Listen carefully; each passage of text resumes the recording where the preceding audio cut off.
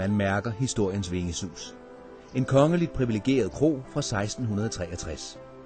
Der er atmosfære og stolte traditioner. Men Kongensbro Kro er også en moderne ledet virksomhed, der tager hensyn til nutidens behov. Er man få eller mange? Kongensbro Kro er den kvalitetsbevidste vært. Hyggelige værelser med tv-fladskærm giver mulighed for afslapning, hvis man da ikke ønsker at søge ud i egnens smukke natur og mange attraktioner. Hvorfor ikke en afslappende miniferie med golf på en af de mange baner, der ligger i området? Man kan også foretrække at nyde kroens helt enestående have med Gudenåen som nærmeste nabo. Det er noget, der giver appetit, og Kongensbro Kro er berømt for sit høje gastronomiske niveau. Laksen ryges i egen ovn, og krydderurterne hentes selvfølgelig i egen køkkenhave.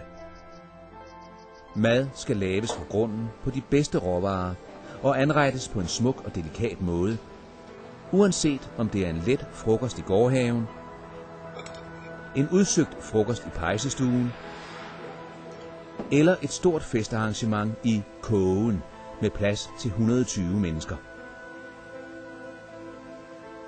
Også her emmer det af traditioner.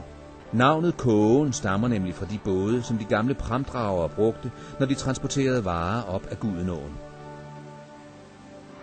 I dag går det lidt hurtigere end på Frederik den 3.'s tid. Men Kongensbro Kro er stadig et smørhul på den jyske højderyg. Så uanset om man er til æggekage eller gourmetmiddag, så er kroen stadig privilegeret for en kongelig oplevelse.